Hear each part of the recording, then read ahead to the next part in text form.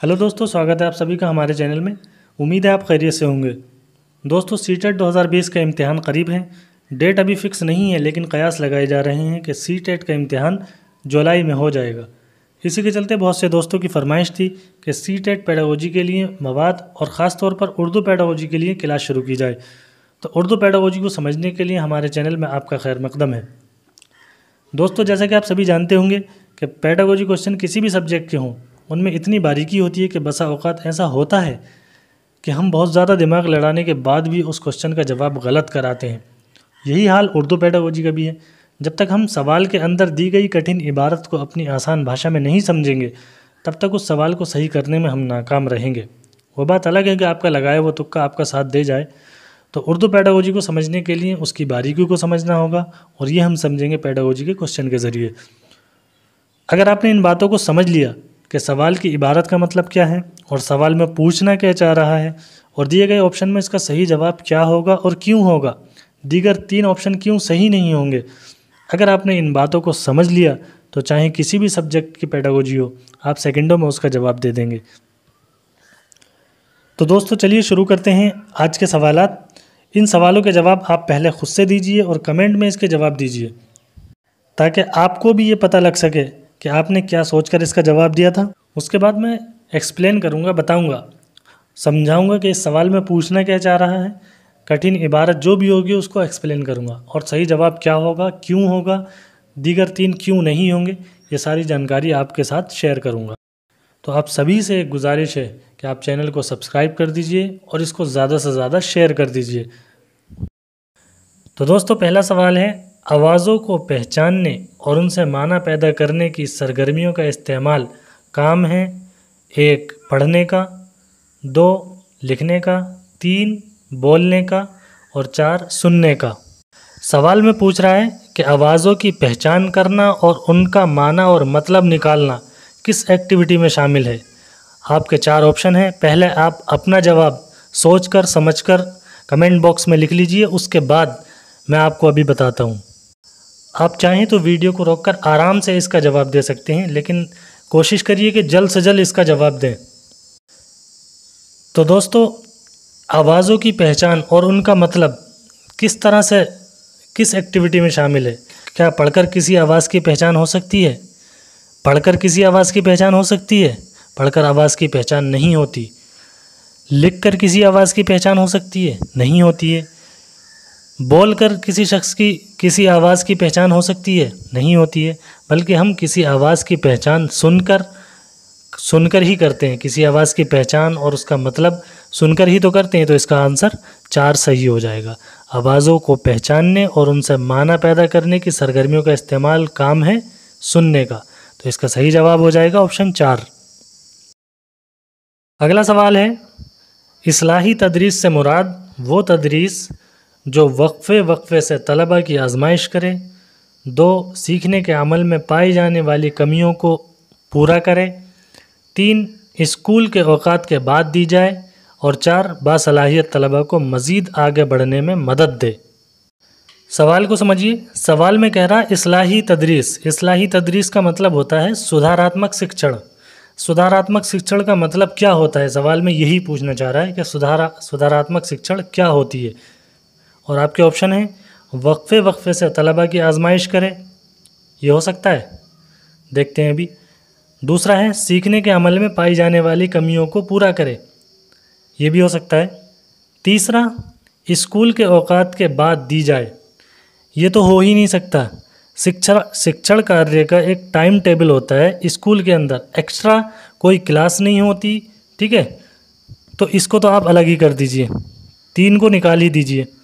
चौथा है, बासलाहियत तलबा को मज़ीद आगे बढ़ने में मदद दे, इसको भी अलग कर दीजिए, क्योंकि तदरीस का काम यानी शिक्षण कार्य में किसी भी स्टूडेंट को के साथ भेदभाव नहीं किया जाता है। किसी बासलाहियत को और आगे बढ़ने में या किसी कुंद जहन को पीछे खींचने में भेदभाव है ही नहीं। तालीम में कोई भेदभाव नहीं है।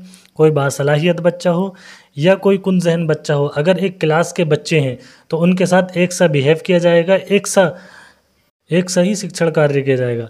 तो ये 2 ऑप्शन तो हो ही नहीं सकते, 3 और 4। तो बच्चे आप पहला और दूसरा, पहले को देखते हैं। वक्फे वक्फे से तलबा की आजमाइश की जाए, यानी टाइम टू टाइम तलबा की आजमाइश की जाए, उनका इम्तिहान लिया जाए। दूसरा है सीखने के अमल में पाई जाने वाली कमियों को दूर किया जाए। तो देखिए, इस्लाही तदरीस का मतलब क्या होता है? इस्लाह का मतलब ही यही होता है कि जो गलती हो जाए उसको सुधारा जाए। ठीक है, कोई तदरीस का काम सही चल रहा है, लेकिन सही होते होते भी उसमें कोई गलती हो जाती है, तो उस गलतियों को, उस कमी को दूर करने का नाम इस्लाही तदरीस है। तो इसका सही जवाब हो जाएगा ऑप्शन 2। सीखने के अमल में जो कमियाँ पाई जा रही हैं उसको दूर करना, उसको अलग करना इस्लाही तदरीस होता है। ठीक है, तो इसका सही जवाब हो जाएगा ऑप्शन 2।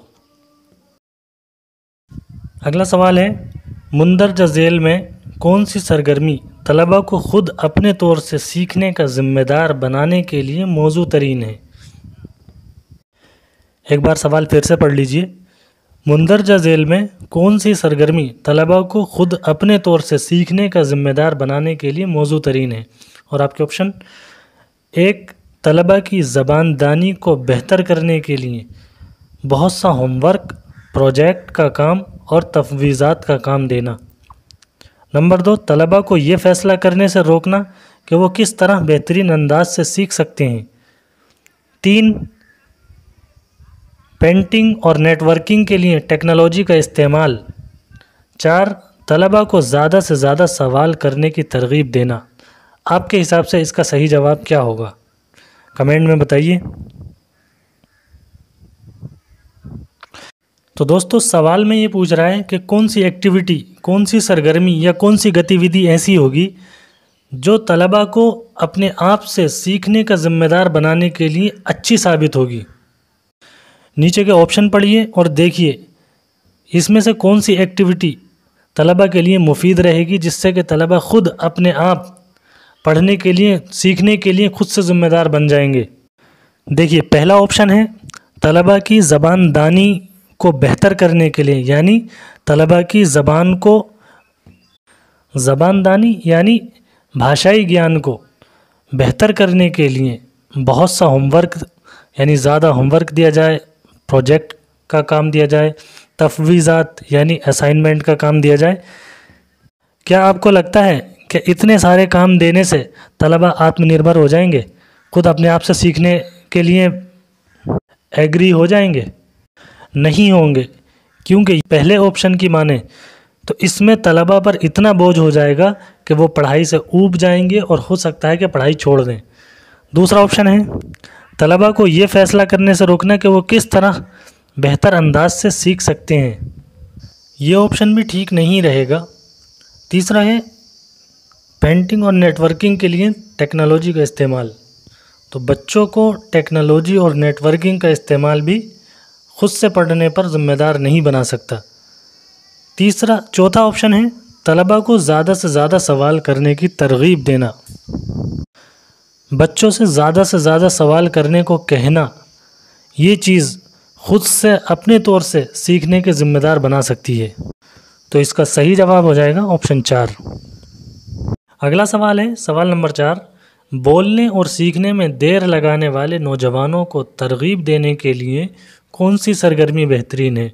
और आपके ऑप्शन हैं, 1 बोलने की सलाहियत से मुताल्लिक़ किसी माहिर का ख़िताब। 2 उस्तादों के ज़रिए अक्सर की जाने वाली इस्लाह। 3 तलबा की बातचीत रिकॉर्ड करके उसका तज्ज़िया करना। 4 आपस में बातचीत करने की तरगीब देना। सवाल को सही से पढ़िए और सही से समझिए। आमतौर पर जो सीटेट में सवाल होते हैं वो प्राइमरी लेवल के होते हैं, लेकिन यहाँ पर इसने इस क्वेश्चन में बात की है नौजवानों को तरगीब देने के लिए। तो उसके हिसाब से आप ऑप्शन चूज़ करिए, सही क्या हो सकता है। बोलने की सलाहियत से मुताल्लिक़ किसी माहिर का ख़िताब। क्या कोई ऐसा शख्स जो बोलने और सीखने में देर लगाता है, टाइम लगाता है, तो उसको किसी माहिर फ़न का ख़िताब जल्दी सीखने के लिए या जल्दी बोलने के लिए आमादा कर सकता है? नहीं कर सकता। तो ऑप्शन 1 तो होगा नहीं। दूसरा है उस्तादों के ज़रिए अक्सर की जाने वाली इस्लाह। ये ऑप्शन भी सही नहीं होगा, क्योंकि उस्ताद जो इस्लाह करता है वो गलती पे करता है, लेकिन यहाँ बोलने और सीखने में वो लोग टाइम लगा रहे हैं, देर लगा रहे हैं। ठीक है, तो इस्लाह गलतियों की जाती है, से देर से काम करने वालों की नहीं की जाती है। तीसरा है तलबा की बातचीत रिकॉर्ड करके उसका तज्ज़िया करना, ये भी इतना मुनासिब नहीं होगा। चौथा है आपस में बातचीत करने की तरगीब देना। नौजवानों में और बच्चों में यही फ़र्क है। नौजवानों को बोलने और सीखने की तरगीब देने के लिए आपस में बातचीत करने की सरगर्मी सबसे बेस्ट रहेगी। तो इसका सही जवाब हो जाएगा ऑप्शन 4। अगला सवाल है, कहा जाता है कि ज़बान सीखने का अमल खल्क़ी तौर पर तयशुदा होता है और ये कि इंसानी ज़बान के एक ख़ास निज़ाम के साथ पैदा होते हैं जिसे वो बाद में इस्तेमाल कर सकते हैं। इस ख़याल का ताल्लुक़ है, आपके ऑप्शन हैं, 1 मज़हरियाती तरीक़ेकार से, वक़ूफ़ी तरीक़ेकार से, फ़ितरत पसंदाना तरीक़ेकार से, और 4 है तरसीली तरीक़ेकार से। सवाल को समझिए, सवाल में क्या कहना चाह रहा है। सवाल में ये पूछ रहा है कि ज़बान सीखने का अमल खल्क़ी तौर पर तयशुदा होता है, यानी पैदाइशी तौर पर तयशुदा होता है, और ये कि इंसानी ज़बान के एक ख़ास निज़ाम के साथ पैदा होते हैं। ठीक है, यानी बचपन से लेकर बड़े होने तक सब के सब तयशुदा होता है कि किस निज़ाम में रहना है और किस ज़बान को बोलना है। तो सवाल में पूछ रहा है कि इस पूरे ख़याल का ताल्लुक़ किस से है। तो जाहिर सी बात है, सवाल में एक फ़ितरत पसंदाना तरीक़ेकार की बात कर रहा है कि जब सब कुछ नेचुरली होता है, कुदरती तौर पर होता है, फितरती तौर पर होता है, तो इसका जवाब भी फ़ितरत पसंदाना तरीक़ेकार से होना चाहिए। इसका सही जवाब हो जाएगा ऑप्शन 3। अगला सवाल है, पूछताछ पर मबनी आमोज़िश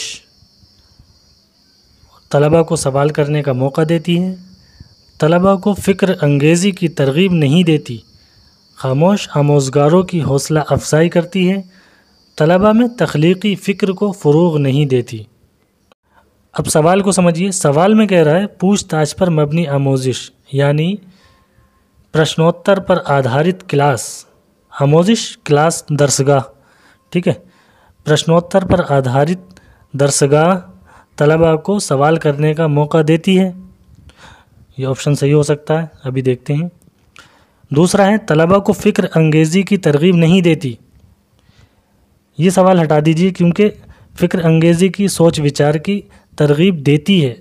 प्रश्नोत्तर पर आधारित जो भी क्लास होगी सोचने विचार करने की तरगीब देती है ना, लेकिन इसमें नहीं बोल रहा है, तो इसको हटा दीजिए, ये आंसर तो होगा ही नहीं। तीसरा है खामोश आमोज़गारों की हौसला अफजाई करती है। ठीक है, आमोज़गार उस्ताद को बोलते हैं। ठीक है, खामोश आमोज़गारों की हौसला अफजाई करती है, इसको भी 1 मिनट रख लीजिए। चौथा है तलबा में तख्लीक़ी फ़िक्र को फ़रोग़ नहीं देती।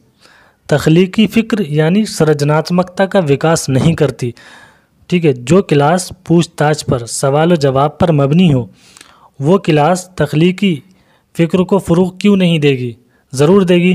तो ये ऑप्शन भी हटा दीजिए। अब बचा 1 और 3। अब 1 और 3 में देखिए, खामोश आमोज़गार की हौसला अफजाई करती है। खामोश आमोज़गार हो ही नहीं सकते। आमोज़गार अगर खामोश होंगे तो फिर क्लास कैसे चलेगी। आमोज़गार होते हैं क्लास को चलाने वाले, असातिज़ा भी हम कह सकते हैं, उस्ताद। ठीक है, तो खामोश अगर उस्तादी हो जाएंगे तो क्लास कैसे चलेगी। तो ये ऑप्शन भी नहीं होगा। नंबर 1 है तलबा को सवाल करने का मौका देती है। ये जवाब इसका एकदम सही हो जाएगा। तलबा को सवाल करने का मौका देती है। पूछताछ पर आधारित का मतलब ही वही है जो सवाल करे, तो सवाल करने का मौका देती है, मतलब नंबर 1 इसका सही जवाब हो जाएगा। अगला सवाल है मतन से मुताल्लिक़ वाक़फ़ियत, लफ्ज़ों को तेज़ रफ्तारी से पहचानने, तलाश के अमल और ज़ख़ीरा अल्फाज की सलाहियतों की आजमाइश की जाती है मख़सूस मालूमात हासिल करने की गर्ज़ से, सुनने के इस्तेमाल के लिए। 2 ये जानने के लिए कि पढ़े हुए को कितना समझा जा रहा है। 3 जज्बाती रद्द-ओ-अमल मालूम करने के लिए। 4 ख़यालात का ज़बानी इज़हार की सलाहियत मालूम करने के लिए। सवाल में पूछ रहा है मतन से मुताल्लिक़ वाक़फ़ियत, यानी जो पैराग्राफ होता है, इबारत होती है, उससे मुताल्लिक़ वाक़फ़ियत, लफ्ज़ों को तेज़ रफ्तारी से पहचानने, तलाश के अमल और ज़ख़ीरा अल्फाज की सलाहियत, इन सब की आजमाइश किस लिए की जाती है? इन सब की आजमाइश की जाती है, इम्तिहान लिए जाते हैं, किस लिए लिए जाते हैं? मखसूस मालूमात हासिल करने की गर्ज से, सुनने के इस्तेमाल के लिए, तो इबारत की मालूमात के लिए, इबारत की रफ्तार के लिए, लफ्ज़ों को पहचानने के लिए। कोई जीके टेस्ट थोड़ी होगा, मालूमात हासिल करने के लिए थोड़ी पूछा जाएगा, तो 1 नंबर नहीं होगा। 2 है ये जानने के लिए कि पढ़े हुए को कितना समझा जा रहा है, ये ऑप्शन सही हो सकता है। तीसरा देखते हैं, जज्बाती रद्द-ओ-अमल मालूम करने के लिए, ये जवाब भी नहीं होगा, जज्बाती रद्द-ओ-अमल नहीं होगा। 4 ख़यालात का ज़बानी इजहार की सलाहियत मालूम करने के लिए, ज़बानी इजहार ख़याल के लिए किसी भी पैराग्राफ का आप टेस्ट या इम्तिहान नहीं ले सकते, आजमाइश नहीं कर सकते। तो मतन और लफ्ज़ों के मुतालिक, ज़ख़ीरा अल्फाज के मुतालिक अगर आप आजमाइश कर सकते हैं तो ये जानने के लिए कर सकते हैं कि पढ़े हुए को कितना समझा जा रहा है। तो इसका जवाब हो जाएगा ऑप्शन 2, सही जवाब हो जाएगा इसका ऑप्शन 2, ये जानने के लिए कि पढ़े हुए को कितना समझा जा रहा है। ठीक है, अगला सवाल है, तलबा की लिखने की सलाहियत का अंदाज़ा करने के लिए ज़रूरी है कि 1 क़वाइद को नुमाया जगह दी जाए, 2 उन्हें अपने ख़यालात का इजहार करने के लिए कई मौक़े दिए जाएं, 3 तलबा के लिखने के अमल के दौरान ही उस पर राय दी जाए, बाद में नहीं, 4 मौज़ूआत, अल्फाज वग़ैरह से मुताल्लिक़ इंतख़ाब का दायरा महदूद रखा जाए। सवाल को समझिए, पढ़िए, देखिए। तलबा के लिखने की सलाहियत का अंदाज़ा, लिखने की बात चल रही है, लफ्ज़ों पर गौर कीजिए, लिखने की बात चल रही है। लिखने की सलाहियत का अंदाज़ा करने के लिए क्या ज़रूरी है? क़वाइद को नुमाया जगह दी जाए, क़वाइद कहते हैं ग्रामर को, तो लिखने के काम में ग्रामर की क्या ज़रूरत है? ग्रामर की ज़रूरत हमेशा बोलने के लिए होती है ना। हम अगर कोई बच्चा इमला कर रहा है तो इमले के लिए क़वाइद की या ग्रामर की क्या ज़रूरत रहती है? तो एक ऑप्शन 1 तो हो नहीं सकता। अब देखते हैं दूसरा, उन्हें अपने ख़यालात का इजहार करने के लिए कई मौके दिए जाएं। ख़यालात के इजहार करने के लिए बेशक कई मौके दिए जाएं, लेकिन इजहार ख़याल से, ख़यालात के इजहार करने से क्या राइटिंग सही हो जाएगी? लिखने की सलाहियत का अंदाज़ा करना है, बोलने की सलाहियत का नहीं, तो इसका जवाब 2 भी नहीं होगा। तीसरा है, तलबा के लिखने के अमल के दौरान ही उस पर राय दी जाए, बाद में नहीं, ये हो सकता है। चौथा देखते हैं पहले, मौज़ूआत, अल्फाज और ज़ख़ीरे से मुताल्लिक़ इंतख़ाब का दायरा महदूद रखा जाए। तो बच्चों के लिए किसी भी अल्फाज का, मौज़ूआत का दायरा महदूद नहीं रखा जाता, किसी भी चीज़ की बाउंडेशन नहीं लगाई जाती है। तो इसका सही जवाब हो जाएगा ऑप्शन 3, तलबा के लिखने के अमल के दौरान ही उस पर राय दी जाए, बाद में नहीं। अगर बच्चा कुछ गलत कर रहा है तो उस पर उसी वक्त राय दी जानी चाहिए, तो ऑप्शन 3 इसका सही जवाब हो जाएगा। तो दोस्तों, ये थी आज की हमारी क्लास। वीडियो कैसा लगा कमेंट करके ज़रूर बताइए, और अगर अच्छा लगा हो तो इसको लाइक करिए, और इस जैसे वीडियो आप अगर कंटिन्यू पाना चाहते हैं तो हमारे चैनल को सब्सक्राइब करिए और अपने दोस्तों के साथ इसको शेयर करिए, और हर उस शख्स के पास इस वीडियो को पहुंचाइए जिसका सब्जेक्ट उर्दू है। तो मिलते हैं नेक्स्ट वीडियो में, तब तक के लिए अल्लाह हाफिज़।